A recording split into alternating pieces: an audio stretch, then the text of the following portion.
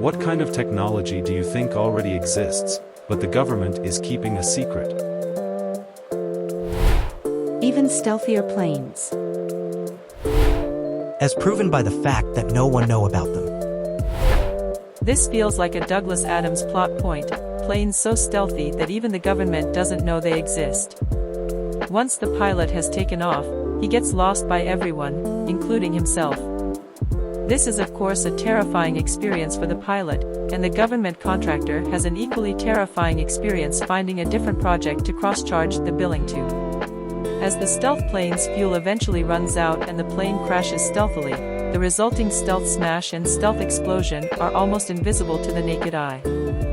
The state of Arizona was almost entirely lost due to the stealth fires created by stealth planes crashing, until the insurance companies had to start paying out too many stealth losses.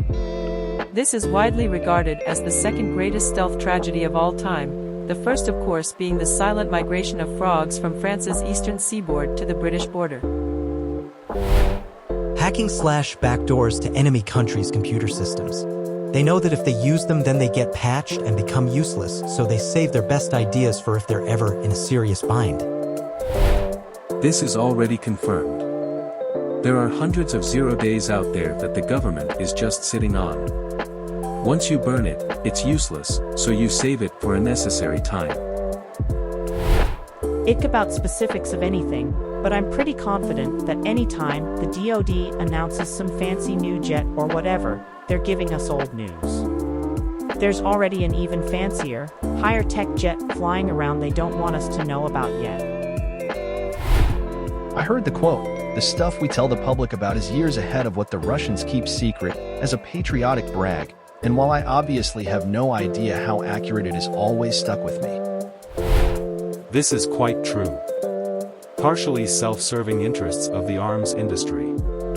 Pretend to believe Russia's incredible threats, build to beat something you know they absolutely don't have, rinse and repeat. This is how you get a situation where ultra-modern supersonic, unstoppable missiles are being shot down by an air defense system from the 80s. Okay, sure, Patriot has been upgraded significantly and the modern Patriot is nothing like the old one, but it still punches well above any credible threat any foreign opponent could throw. Our problem now isn't capability, it is cost effectiveness and scalability.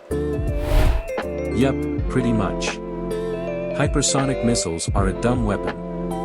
Very expensive, hard to maintain, reduced payloads, etc. People always talk about the hypersonic missile threat like they're utterly terrified. You know who isn't? The military. Because they know they're dumb.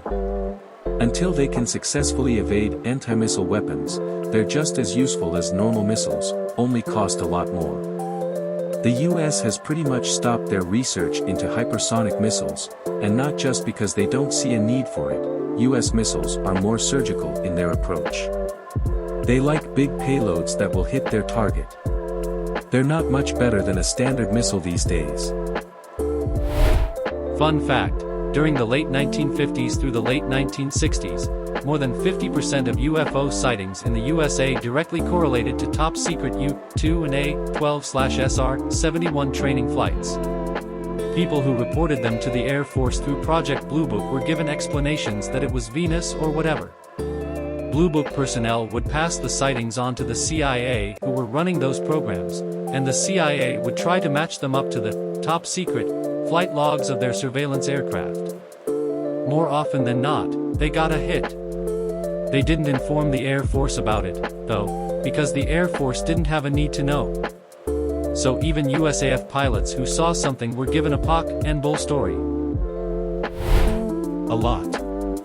At this point in time, drone tech is probably far more advanced than we realize.